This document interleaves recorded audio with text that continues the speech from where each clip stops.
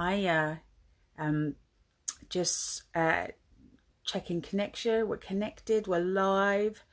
I'm going to invite Sophie to come on and talk to us. Send that invite. That's sent. Oh. Hi, Sarah. That was correct. Well, there you are. How are you? All right, yourself? I'm good. I was just making some notes that I probably won't use, but I'm really pleased that you agreed to do this. So for anybody who doesn't know who you are, this is Sophie Messenger in French, I think. I don't know. And she's a doula, healer, teacher, and best-selling author. And I'm just opening this space for Sophie to share her experience and to have a conversation about themes that may relate to multiples and twins. They may not, but they're hopefully going to help anybody that needs it. So with that, I'm going to leave it to you, Sophie, to tell us a little bit about yourself. That's okay. Yeah, of course. So I'm Sophie. I'm French, as you can hear from the accent. I was a research scientist in biology for 20 years before the birth of my first child, which was supported by a doula, led me to have a complete reconversion. Basically, I went from being really scared of birth to having such a positive experience out of the other side of that. I thought I want to do the same thing for others. And so shifted completely what I wanted to do with my work. And that was, my son just turned 16, so that was 16 years ago. I spent some time still working as a scientist, was retraining, and about 10 years ago I left science behind completely to become a doula and postnatal teacher, baby-wearing instructor. And then from then on, organically, being at birth, for instance, reignited my wanting to know more about energy. So I went on to trying to be a Reiki practitioner and teacher, and then Reiki drum practitioner and teacher, and lots of other things, including a lot of postnatal nurturing that involved the use of rebozo scarves, massage, pregnancy things as well. A lot of things I learned because I was frustrated by what I saw in my clients. So the birth techniques for rebozo, for instance, I learned because I could see a lot of first-time labor taking a long time, and because maternity care would go, then I was so frustrated to see that unfold over and over and over again. I thought, well, there's got to be other ways when a baby's taking a little bit longer to rotate or something like that to help mothers along with their labor than just obstetrics technique, surgery, and instruments. And the postnatal stuff came from being frustrated as a doula of witnessing so many new mothers struggling, but blaming themselves for the struggles, as if not realizing what they're struggling because what they're receiving is completely inadequate in terms of support. So the postpartum, the desire to change that in the book, and all the postpartum healing and massage and rituals that I offer came from noticing that postpartum was a poor little sister, the poor little sibling, the Cinderella of the birth world, so to speak. And, if we're talking about twins and multiple, one moment that really sticks in my mind is being with a new mom of twins and helping her put a premature twins for the first time in a stretchy wrap, and being delighted for her, and saying, oh, can I take a picture, to share with her, so that she had this memory. And then I show her the picture and she went, I'm fat. And I said, oh my God, if you were a man, and you just would go, look what I've done, I've made two. And then you kind of go, whoa, and those kind of stuff, women sort of self-deprecating themselves in postpartum. I mean, it's hard enough when you've just got one baby, but somebody who's had two babies should be celebrated. Anybody should be celebrated when they made a human, but somebody who's made two humans should be celebrated twice as much, And all this frustration brought the desire to bring change for that, to bring more support, to bring awareness in our culture to the lack of care, you know, the lack of Yeah. support. Yeah. I remember the first time when you saying that, it made me feel quite emotional, because I remember the first time I wore my twins in a sling together, and it was after the NICU experience, and where they'd been separated from each other and me, and then finally back with me. It Mm. was, and I have a picture and I will share it. And the all the baby equipment and the business side of selling baby equipment, Yeah. baby wearing, you know, is huge, and it's so expensive, particularly for twin and Multiple. multiple Yeah. families, because and they really do target you with these, you know, double slings and, you know, double pillows, and I never used any of them. You know, I used I bought a piece of cloth, you know, and I know that you sell rebozo, don't you, as well, Yeah. which can they be used as slings? Yes. Oh, yeah, definitely.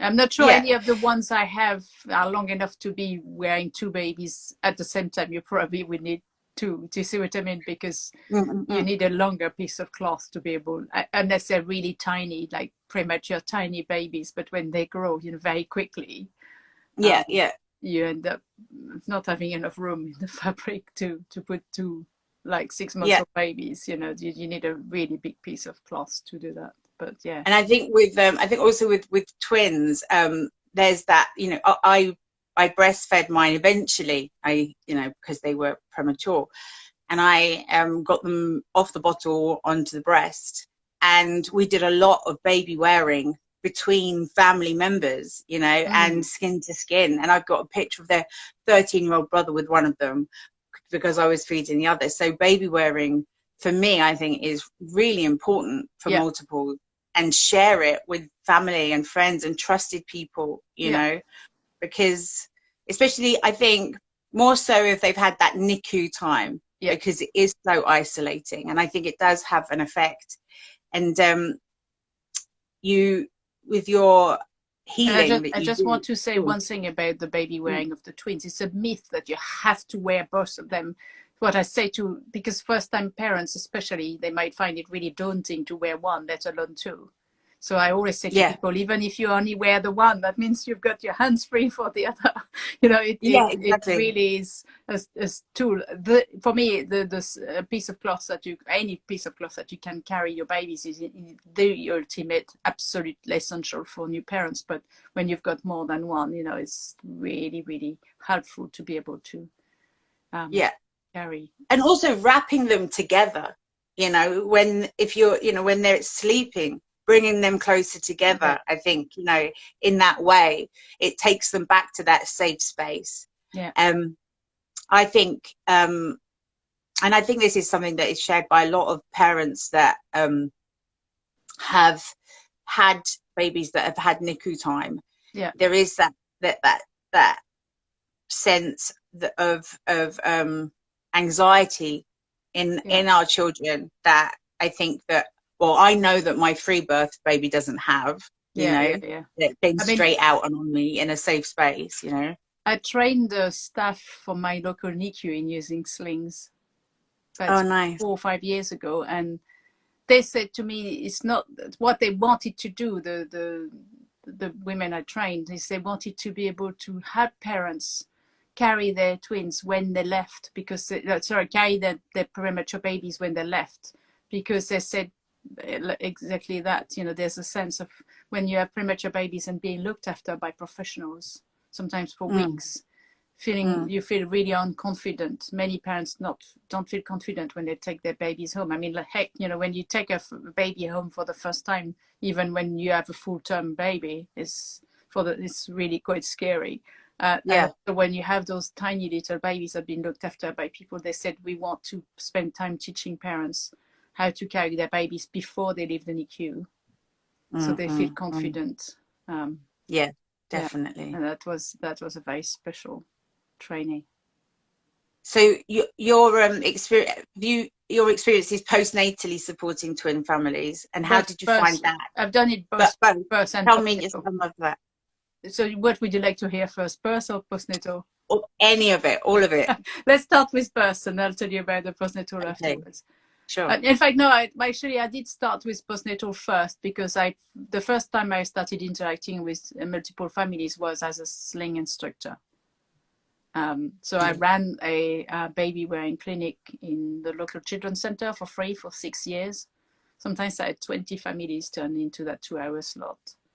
And, Wow. you know, most people turn with singleton babies, but, you know, people who had, I remember doing things where people would turn up with 2 and they wanted to at least be able to carry one, or sometimes with slightly older babies, they wanted to learn to carry one on their back and one on their front, and all sorts of combinations of what people wanted to be able to do. So that was very special, it felt doubly special for me to be able to have these families in, you know, knowing that they would help them manage their parenting so much more easily. You know, the look I see on first-time mums when they get, like I did that last week with a client I was supported through the birth with a singleton baby, but the look on her new mum's face when she realized the baby's just snuggled up and then they suddenly got their hands back, you know, like doing hands. And so much more valuable, even doubly valuable when you've got more than one baby. You know, I have a friend who has carried her triplets. Wow. Yeah, but she was a very experienced baby-wearing mother before she had the triplets. She gave birth to the triplets vaginally as well. That's quite an interesting story. Wow. In fact, her story is what I tell about how important it is to wrap your belly after the birth, because after she gave birth to her triplets, they were born at 32 weeks, so they had to go to NICU. She tried to stand up so she could walk to the NICU, and then she said she couldn't breathe. And then there was somebody there who was a physio who wrapped her belly with a long piece of bandage, and then she could breathe again. Because after the baby had been born, everything dropped. Yeah, exactly. She said she couldn't breathe because her diaphragm had plopped down into her abdomen. And that's an extreme example, but for me that really illustrates why it makes sense to wrap, you know, post-birth. Definitely. So yeah, this was I've always found it doubly special to be able to have and twin parents, you know, and so much huge amount of respect for them. I remember doing a twin consultation at the agony hour at 6 o'clock in the evening, coming home to my husband and saying, wow, you know, we don't know we thought it was hard with one baby, because, you know, when you got 2 of them going to the same agony hour at the same time, it's really challenging.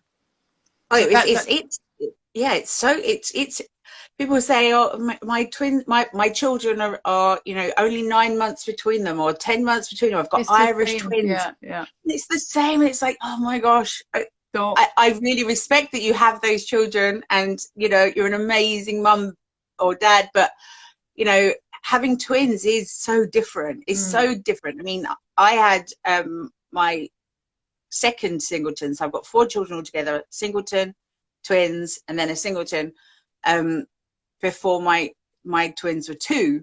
Yeah.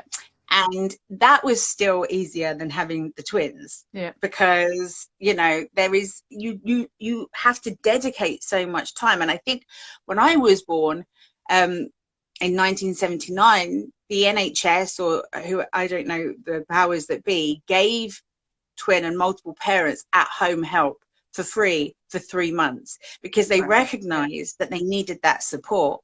And unfortunately, especially if you have twins or multiples that have had NICU time, and that's common, that's really common. Yeah, very. You don't get a midwife come visit you, you know, when you go home. You get a health visitor. And so, and that's completely different. Yeah. And you miss out on that. And I remember I was really fortunate. I fell into a baby group that was run by Joy Horner and JD Mountjoy when I was pregnant. Yeah. Right. So how lucky did I get? Yeah. You know? Yeah. I just now saw a post from Joy on Facebook, how she's talking about a group that she's running where she has pregnant women and experienced mothers, some of which have come back with a second, third, fourth, 5, 6 child, and they're all helping one another. And I think, oh my God, that's so amazing. Because when I ran the sling clinic, I noticed that often there was more value in the peer support. You know, I would spend 10 minutes helping a family adjusting their sling so that they got it right or finding the right one for them. But then people would chat, and they would sit and they would chat with, because I had parents came with like 2 weeks old baby and people who came with toddlers. And so parents would chat with somebody would just wrap the toddler on their back saying, I had no idea you could do that. Or And it's real somebody, community, isn't yeah, it? It's I would real. watch the sort of magic that happened when, because it was so much more valuable for parents to see with tiny babies, older babies being carried, than me just talking about it. Do you see what I mean? But also then Mm. people would sit and have a cup of tea. I remember one day I had this mum who, she had a problem with arthritis, so she couldn't do knots, and I had brought a particular range of slings for her, but then she sat next to this mum who had another one. I hadn't tried hers and thought I loved that, and went straight to the shop to buy that one, and I was like, great, you know. Oh wow. There's Yeah. so much power in the Definitely. I mean, I community know that spirit. 100%, and I wish that I wasn't really from the world of asking for help, you know. So I went humbly to these groups, but I know that I could have asked for more help, and I wish I had. Yeah, But I have friends that I've maintained from the pregnancy group that I went to do the baby group, and we are still friends today, and our children still see each other. So these community bubbles that we create are vital, are yeah, hugely important. It's definitely. family, isn't it? You know, at the end of Yeah. the day.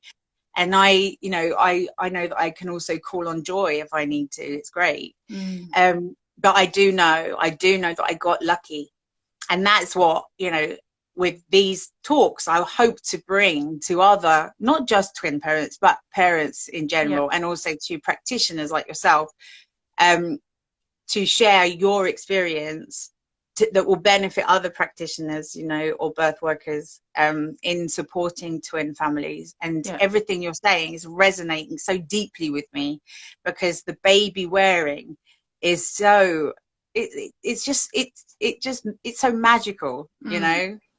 it's so much better than what are those buggies or whatever they're called. I Yeah. don't know. I don't think people quite realize until they try it as well. Yeah. Because, Yeah. often when I support families in pregnancy, I do a mini sling constitution with them in pregnancy. I made them try with a doll and all that kind of stuff.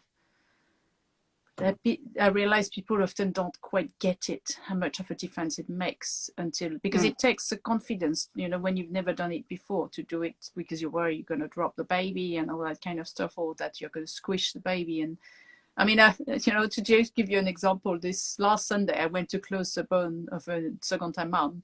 And when I arrived, the husband was putting the baby in the sling, and she said to me, "Oh yeah, I think it's too soon for me to carry because it's uncomfortable." And then I realized, when they weren't tightening the fabric enough. So before I gave her the closing the bones, I said, "Do you want me to help you with that?"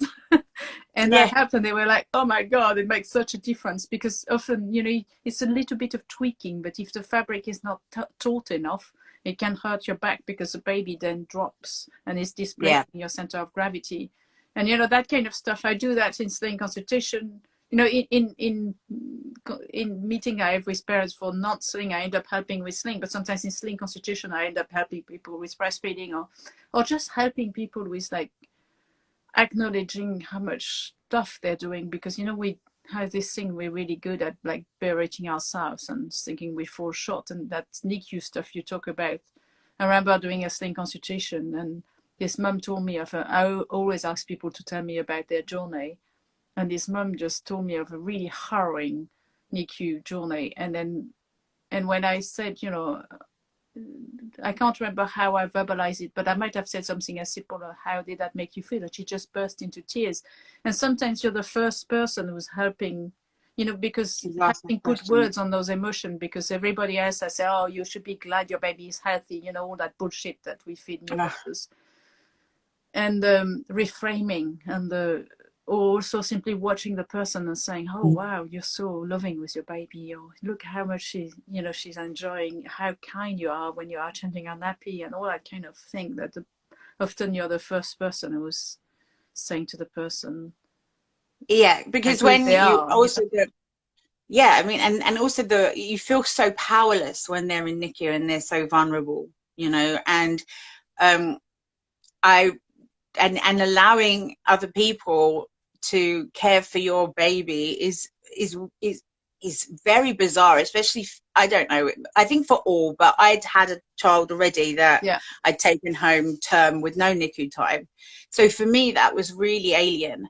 And then there were changeovers in different staffs, and different staff had a different kind of way of working. But I remember once one of my twins' temperatures dropped, and I said, let me put her on my chest. Yeah. And she said, no. And I said, but I can regulate her temperature if you let me put her on my chest. And she said to me, no, because the incubator is as close to the womb as you can get. And I said, no, I think you'll find my chest is as close to the womb as she can get. And I insisted, and I put her on my chest, and her temperature regulated.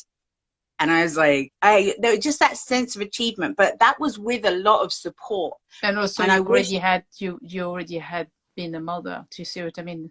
Yeah, exactly. But that took a lot of guts to do that, because it's so hard to stand up against somebody who's like a medical authority figure telling you, no, I know what's right for your child. You don't, you know. And, it's very hard. And sadly, I think that I'm not surprised that they said to you, no, you can't do that, because I see the same thing happen all the time, even with full-term babies and mothers who say, I don't want to put a hat on my baby, I want to do skin to skin, and you know, this kind of thing. Well, we know what's right, like, because it's not taught within the system, right? No. I see the same thing about when babies are premature, and how the NICU system can often interfere with breastfeeding.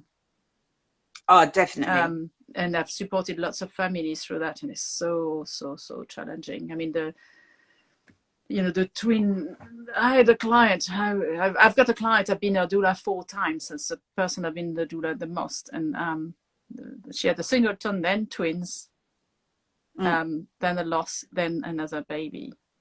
And when she had the twins, they were born at 32 weeks. In fact, I still remember how amazing my husband was, because she basically called me as we were almost on our way to Chinese New Year celebration, 3 hours drive away. She called me to say they're taking them out right now. And I went back into my house, because I just literally was packing the car. And my husband saw my face, and he said, what happened? And I said, this is what happened. He said, go. We'll sort it out, go. So I just went, and I made it to 10 minutes to spare, so that what the hospital had agreed is that her husband would go in theatre with her, and then the minute they took the baby to NICU, he would go to NICU with the baby, and I was waiting outside in scrubs. So as soon as her husband went, they let me in, and I was able to hold her hand through the rest of the surgery. And then I was able to support her in recovery. And she's written me the most amazing testimonial to share publicly, because she said that I've written a blog about how a doula can be helpful during an elective cesarean, and her story is in there. She's given me permission to share, because she said the difference it made that I was there in surgery with her when she was worried about her babies. But also, can you imagine being alone for the rest of the surgery? And then in recovery, she could hear all the other babies crying, and she said having me there reassuring her and help her express colostrum and all this kind of stuff, you know, this. She was lucky, because it makes such a difference. Yeah, it makes such a difference. If I can bring, you know, doulas and birth workers together with multiple families, you know, during the pregnancy and birth journey, and, you know, postnatally, I will do what I can to do that, because when I birthed my twins vaginally, I went into spontaneous labor. They had TAPS, and which is a condition that affects twins and multiples. And then when they were born and they were taken to NICU, I was really lucky because I had Joy, so I had created at home hospital birth, that I call it. So I had my at-home kit at home to take to hospital if I needed it. So I said, my son was there. He was my doula. He was the one who was saying to me, no, Mum, don't have the cesarean. If you have the cesarean, you don't want a cesarean. Don't do it, because they were convincing me that I needed to have this cesarean. And so I didn't, and they were born, and they were taken to NICU, and I sent my partner and my son to be with them. And then I was on my own, and nobody, the midwife left. I'd had an epidural because I didn't want to be put out in the case of having to have cesarean. There's all these things that we have to consider as multiple parents, you know, in birth, that I considered really carefully, but I had a lot of support to micromanage mine to be what it was. And it was a good birth. It was, I did feel empowered. It was what came after that I wasn't prepared for. And so I didn't have help with, you know, getting colostrum out. And so I didn't start pumping until probably about 24 hours after they were born.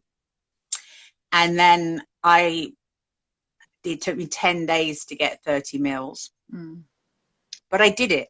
Yeah. And so my message is that you can do it. Yeah. It's never too late. I mean, it's better to start as soon as possible, but it's not too late. The problem is that when babies are in NICU, in my experience in the hospital, it's very rare that the mother gets the breastfeeding support that she needs. Very rare. Because the babies are not. I mean, it's very rare that the mother gets the breastfeeding support that she needs, period, in the hospital.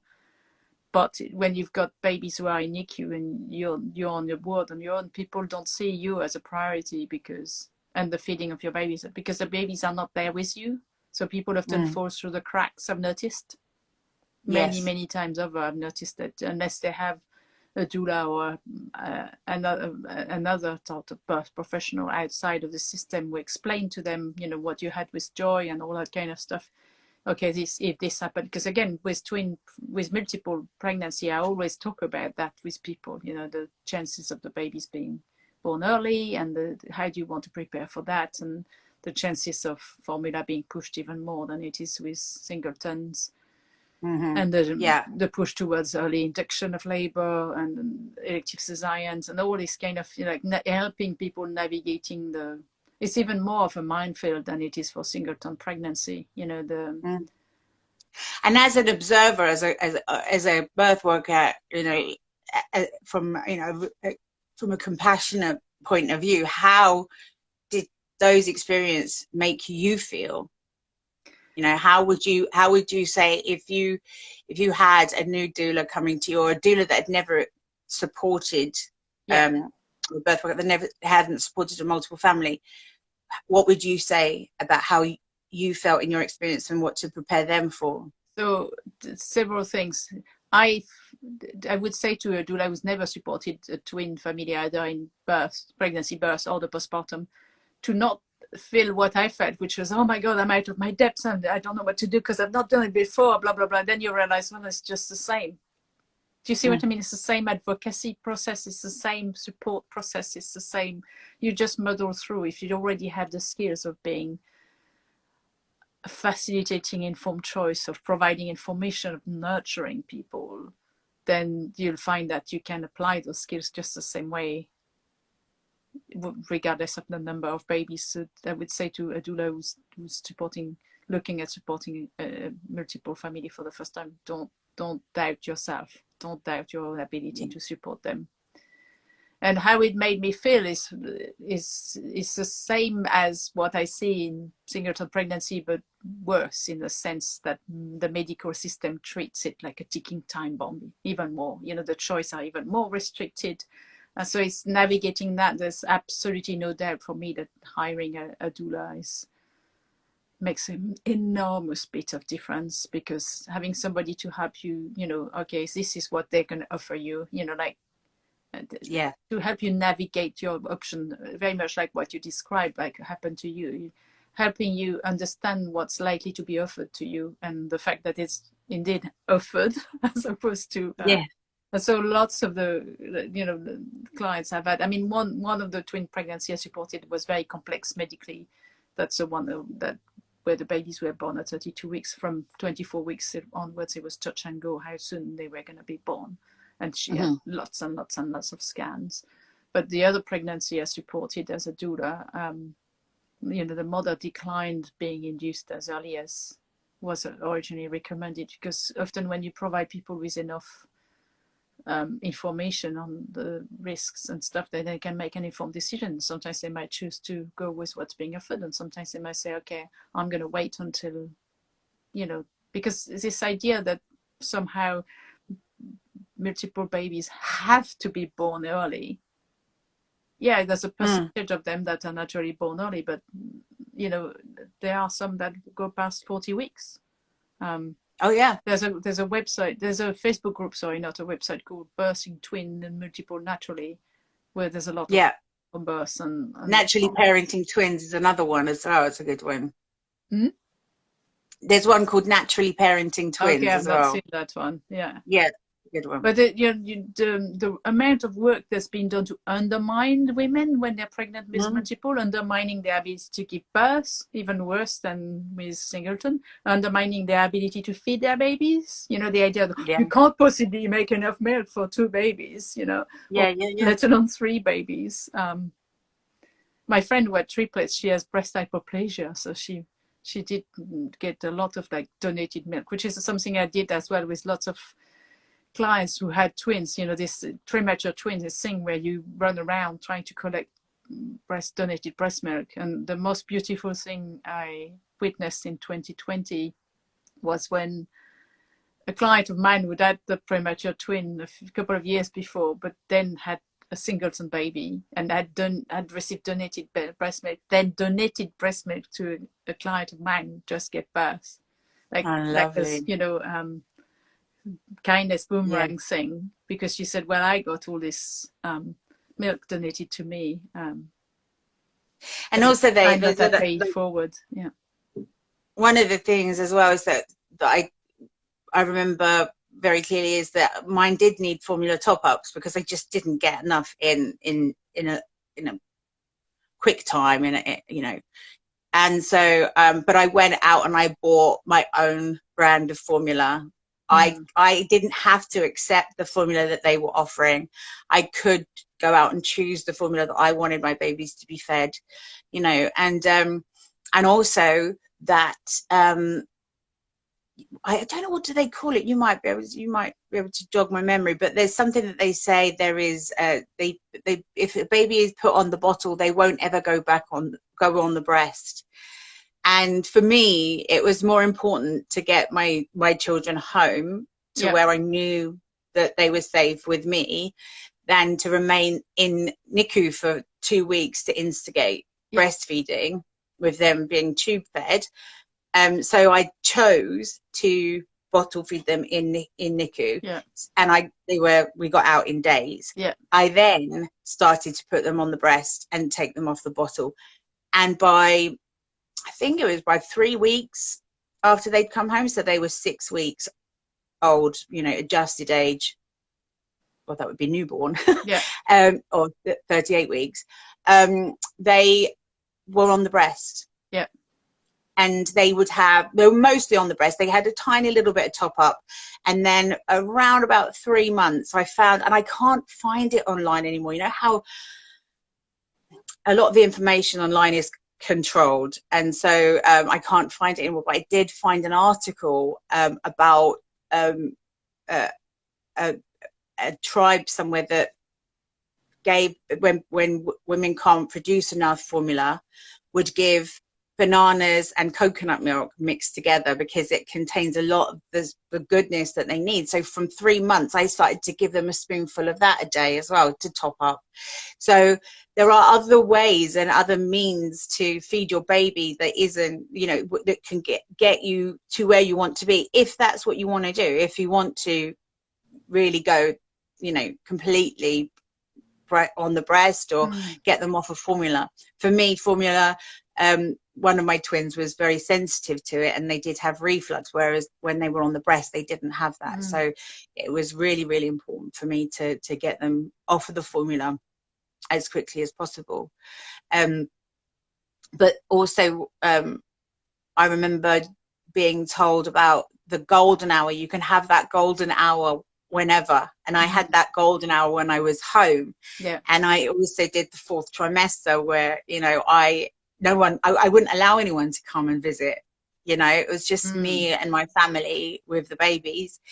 And I feel like that was immensely important. You know, obviously invite trusted people in that can give you guidance, but people just coming to coo over the babies is just I don't know how helpful that is to everyone. It wouldn't. Yeah. I don't feel I would have felt that was helpful. Mm. You know. So I'm gonna say that the thing I encourage all parents to do, as per what I suggest in my book, which is plan for the postpartum, so write a postnatal recovery plan like they write a birth plan. I think it's even more important for multiples to have the support in place. But I also describe in there the idea of like there's two types of visitors. There's visitors from hell and the visitors from heaven. And typically in this culture, we tend to have the visitors from hell. That is, there's this expectation that people come and see your baby rather than you. There's this expectation that you're expected to entertain them, you know, to be giving them tea and cake and biscuits and whatnot. And it's just ridiculous, because actually that when you're a new family with babies, people turn up and announce when you're like in the middle of having a nap, or you might not be feeling like you want to see visitors, you've had a bad night or whatever. And so, you know, the visitor from heaven, they ask to come when it's suitable for you. They bring a casserole and they look after you and tell you to put your feet up and bring you cups of tea and bring you cake and put a load of laundry on and empty the dishwasher and take the rubbish on their way out. You know, that's people should be serving you when you've just had a baby, not the other way around. You know, should really be switching that idea. And also people should not pick up your baby without your consent. Yeah, definitely. Because when you've just had a baby, often you're not necessarily ready for people to, do you see what I mean? To handle your baby. Yeah. You might not, you know. So sometimes I tell parents to like, stay in bed with a baby, skin to skin. And so visitors come and somebody in bed, they see that person as convalescent, so to speak. So they're not going to expect to be entertained. And also, you know, manage expectation from people ahead of time by saying, look, this is what we'd like to do. You know, we'd like you to, you know, check with us if it's the right time. Talk to people about the fact that you might not necessarily want the entire family to debark in your home, you know, and just like, because it can be really exhausting. And again, it depends a lot on the kind of visitors, because if you have family that, or friends or whoever that's going to come and you know they're going to really look after you, that's okay, you know, and it depends how you get on with them. You know, for instance, it's not unusual. My husband's Chinese, and it's not unusual for Asian mothers to recruit me and say they want to like find confidence until like for a few weeks before they let their mom or mother-in-law come, because of the Asian tradition can very much be one that, you know, the elder, I mean, in my husband's culture, you know, you can't really like not say no to your elders. There's this kind of idea that and so it can be very overbearing if you have a mother or a mother-in-law who just comes and basically, when you're trying to find your feet, you know, tell you what to do. So that's the other thing about visitors is, especially when you're a parent for the first time and you're feeling really unsure about whether you're doing it right, finding your feet is having visitors who actually encourage you rather than giving you all this conflicting advice, you know, telling you you should do this, you should do that, and then making you feel even more taking over. doubtful. I feel like there's also a huge pressure for my partner is from a culture that they tend to have just go for caesareans. And it's very, very common. And so I was encouraged quite a lot to, it's because I was carrying twins. Don't you just want to have a caesarean? No, won't it be easy if you just have a caesarean? You know, what if something awful happens? And, you know, and I feel like that as a doula or anyone, or just somebody supporting a twin mum or a twin family or a multiple family, I want to sort of encourage them to stand their ground in what they want and what their wants are, and also prepare them for the questions. The questions that people ask you that they would never ask anyone else, like were they conceived naturally, and You know, I said, yes, but they were conceived on Halloween and it was the missionary position. Maybe Yeah. that had something to do with it, You know, you know? there's a book I read. I can't remember what's it called. I'm just trying to look for it. Double Trouble. And in there, she tells a story where she said she had a boy and a girl, twins. And even though they're two different gender, we can constantly ask, are you identical? And she said her daughter was in a school, as primary school assembly, and she got asked in a new school, are you identical? And she got so fed up of the question, she said, no, because he's got a willy and I don't. That is great. That is so But great. yeah, you're right. Yeah, You know, but the kind of question that people ask, you know, are they IVF? Are they this? Are they identical? Are they that? Are they, you know, like. And you've got your hands full, double trouble. Oh, it's a set. I can predict it. You know, now my twins fortunately have completely different hairstyles, so we don't get any comments. So we have a bit of breathing space at the moment, but they might decide tomorrow to be exactly the same again. Yeah. So, but I mean, I remember the worst comment I had was the lady that stopped me in the supermarket, and she looked in the pram and she went, oh, are they identical? I said, yeah. She goes, oh, you're lucky they survived. And I was like, it just didn't need to be said. You know, I just come out of that experience. And this kind of leads me on to talk to you about what you do. Just want to say one more thing before we move on to that. I want to say to new doulas who are going to support, anybody who's going to support multiple family, you might be the only person who's telling them positive stuff. Yeah. Because everybody else is going to say, oh, you know, this could go wrong, this, that. So reinforce the positive. Do you see what I mean? Reinforce the stuff that, the opposite of what culture and maternity care is likely to give people. Yeah. And also I think like I have friends I grew up with that were are twins, and they are identical twins, and they were born the same year as me, and their mum had one scan and went to 42 weeks. And I'm, you know, I remember but you can't possibly go to 42 weeks when you've got twins. It doesn't happen. Yeah. And I remember thinking to myself, wow, those were the days, you know, because I call it a white knuckle pregnancy, because it is. You're constantly, you know, people are waiting for something to go wrong. Yeah. Even more than they are with a singleton pregnancy. Yeah. And the truth is it can, you know, and for me, they did have that, you know, but I mean, it's also, but I still was able to have a bit of me in there. Yeah. You know, and I think that's the important thing, is to make sure that you feel empowered, and have someone that is there cheering you on and helping you feel empowered in any of your decisions, you know.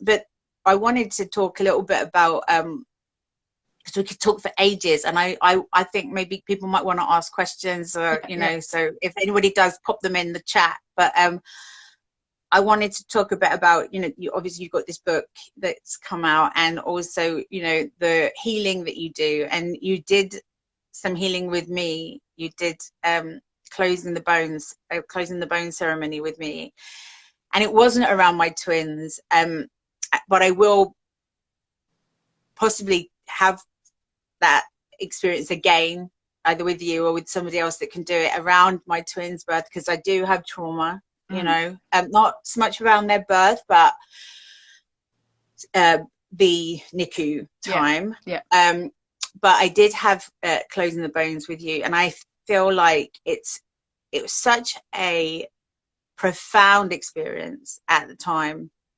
I'm not a big crier, and I remember getting so emotional, and just the love and support in that room was just amazing.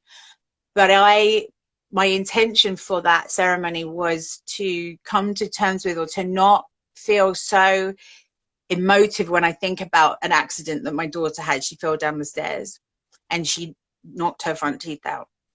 And I can think about that now, and I can talk about that now, and I don't go.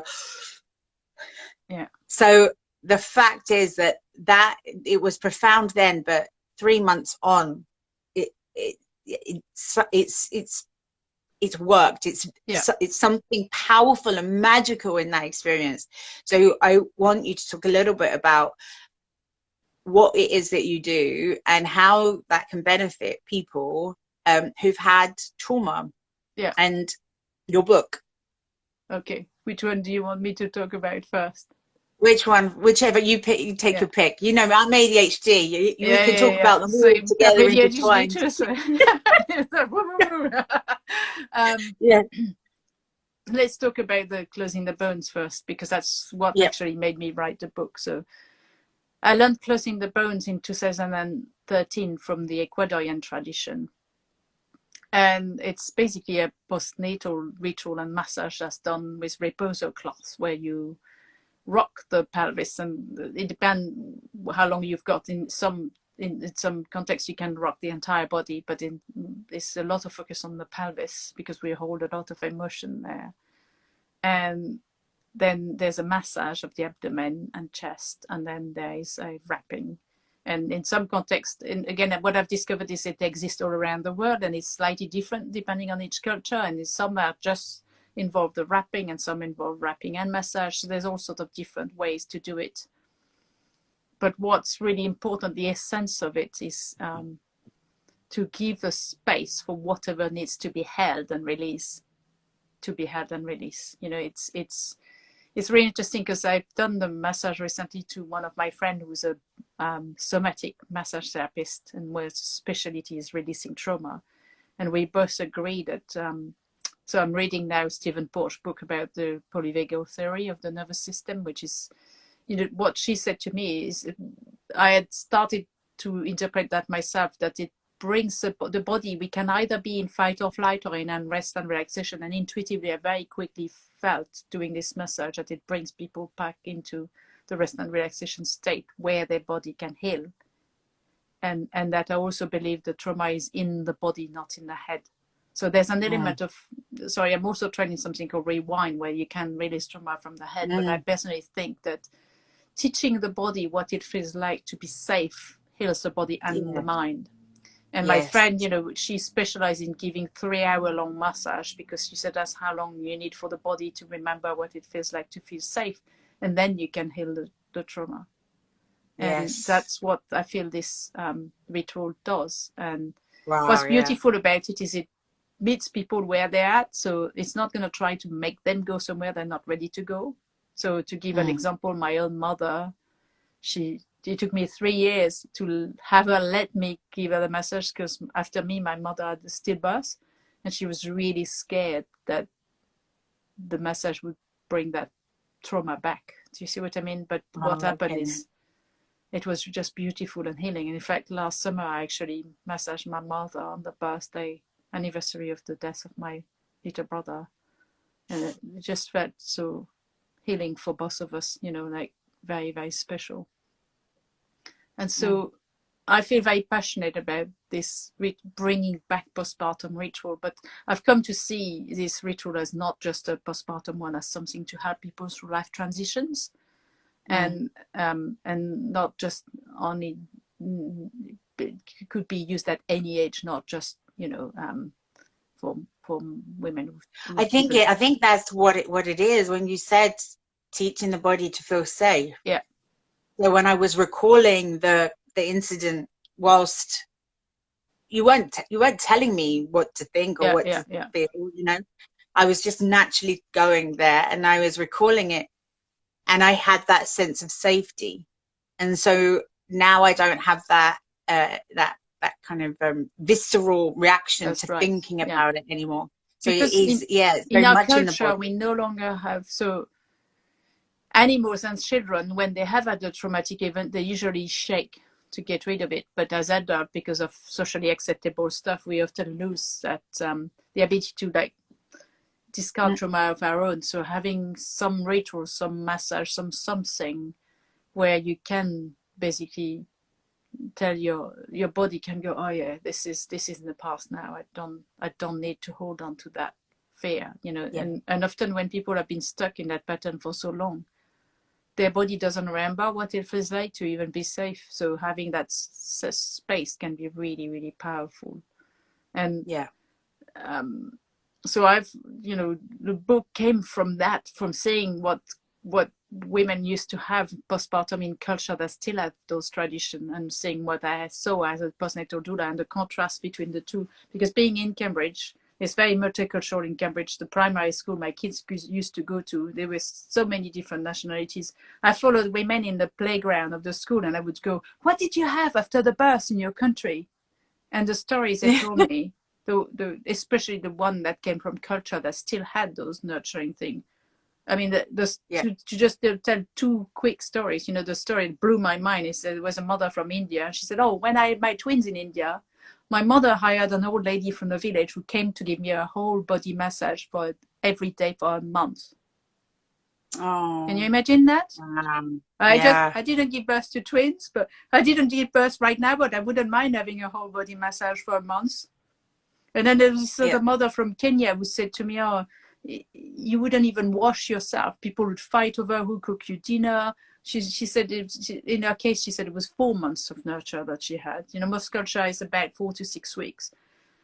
And I was holding those stories, and at the same time I was being a postnatal doula, and I could hold these two opposite side by side in my head, and I was like, because, you know, on the same morning I could have that story from the Indian mother, and then in the afternoon I could be with somebody who's just given birth and by cesarean and had an infection in her scar and was berating herself for not being more, you know, not going to the supermarket, not being more Was on the it ball. something I did?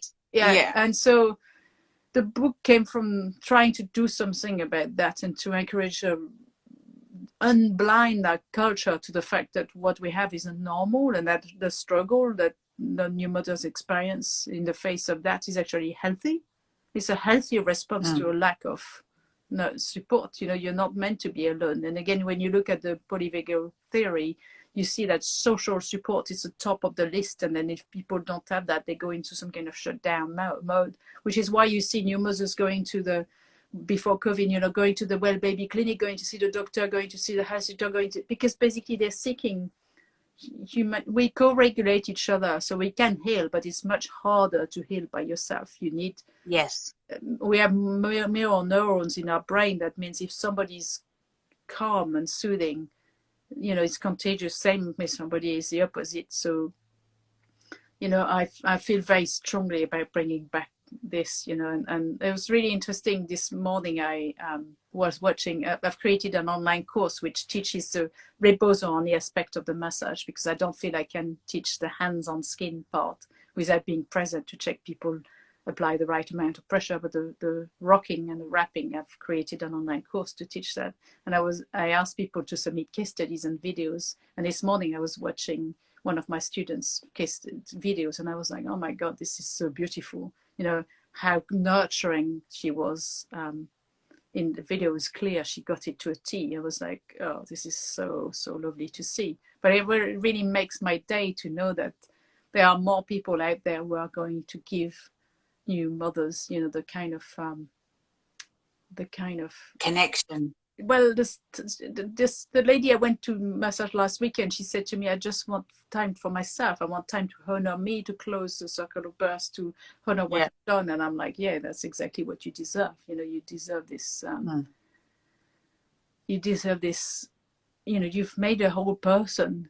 People should be going, you know, they should be being of service to feeding you yeah. grapes. And, you know, the people should be going, oh my God, look at you, goddess, you know, you've made a whole person. Instead, what do we get is like, pass me the baby, and then, well, you should be out of bed and you should be in Tesco when the baby is 3 days old. It's really quite bonkers, because the cultures, in the research I did for my book, I found that the cultures that still have the nurturing postpartum as standard, they think that what we do is absolutely cuckoo. They can't fathom the idea that somebody would be expected to go back to like doing household tasks and looking after their family. Because in one of the books I've researched for mine, there's a woman from, can't remember which African country, so she had 10 children, and for each one of them her mother came to her house for a month and took care of the entire house and cooking and household chores and stuff. And she said she recovered very well. Despite the fact that she had 10 kids, she recovered very well after each of them, because that care was provided every single time. Yeah, it's very it's very difficult, isn't it, in this society, that in Western society, to recreate that. But I know that many of us try and do that in as many ways as we can. You know, I've started a baby group and a pregnancy group so that I can try and recreate what I had in my own community, and but also by talking to people such as yourself to bring awareness and education, and to encourage critical thought around all of this and stuff. I find that it works. You know, since I've written the book, I've started encouraging all my clients to write a postnatal recovery plan, and I see miracles, because whilst it's difficult in our world to have that kind of village thing, it's also completely possible to put plans in place.